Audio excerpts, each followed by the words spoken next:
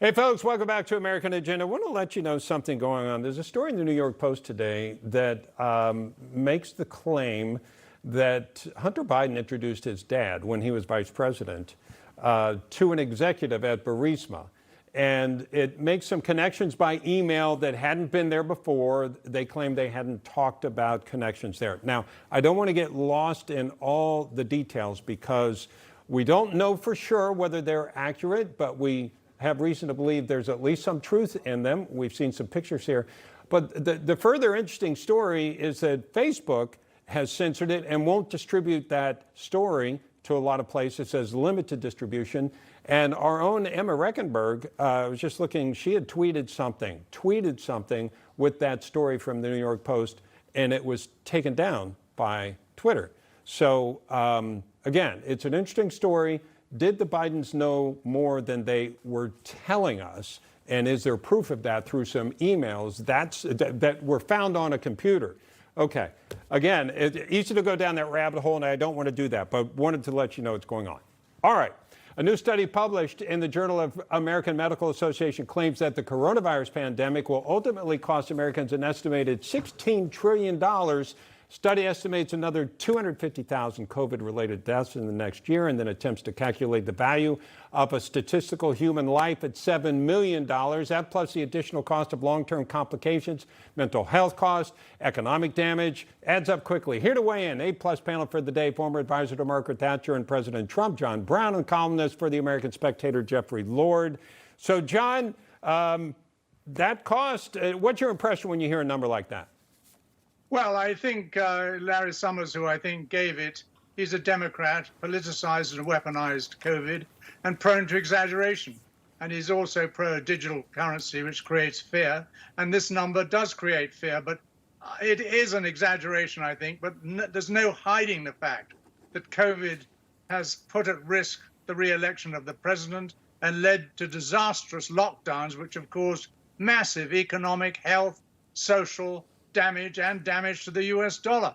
So I think 16 trillion is a bit of an exaggeration, but it's certainly huge damage and has severely debased in real terms the US dollar. But the good thing is that it has alerted us a bit in terms of testing and tracing to cope with a bioweapon in the future. Yeah, we are getting better at it, and it could be just that, a bioweapon. Jeffrey, your thoughts? The problem is when something like this is sprung on not just this country, but any country, any society, there has to be the inevitable learning curve and painful learning curve. So I think that's what we're doing. I have no idea about the number, but it's just self-evident that when you shut down the economy, lock it down, that you're going to have all kinds of financial problems. And one of the interesting things, I think, is that the World Health Organization has now come out and said, we don't think lockdowns are a good idea. Yeah. Well, now they tell us. The WHO. Later. Yeah, Jeffrey, you look like you're in a bunker somewhere, ready for, I don't know what you're doing there, but I feel like I'm watching Dr. Strangelove. I am in a nearby resort with a map of Pennsylvania behind me. I am here for an event in a few minutes with Laura Trump. Okay, I figured it was something political, and you had those counties and precincts mapped off. I told them Bob Sellers likes a quiet set, so they locked me in a room by myself. Good, and you can tell her I'm a fan, so tell her hello for us because we love having her on the show. So, John, what does it matter that it costs this? I mean, we don't usually go through and estimate cost of something like this, do we? Well, it's just that it is so large that it even has to make the Federal Reserve and the US government pay attention. I mean, we're no longer talking in billions, we're talking in trillions.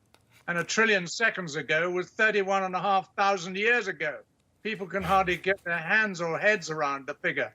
And here we have a disease which was highly contagious, but actually relatively low mortality. And we could have concentrated, as I hope we will in future, on the very old and those with preconditions that make them vulnerable. But in the meantime, huge economic damage, and I think health damage too. Operations haven't been done, and screenings for cancer and so on, and huge social and psychological damage to people. We've had a tremendous increase in the abuse of children who have been at home and all that sort of stuff, and people's frustrations. Yeah. And I think damage is huge. Yeah, and a lot of that you can't put a number on. Unfortunately, we're shorter on time than I would like to be, gentlemen. John Browne, Jeffrey Lord, thank you so much for being with us. Newsmax TV is now America's fastest growing cable news channel. We give you the real news you need. So subscribe to our YouTube channel and give us a thumbs up. If you like this video, share it with your friends. Newsmax TV streams live on YouTube for free. Newsmax TV, real news for real people.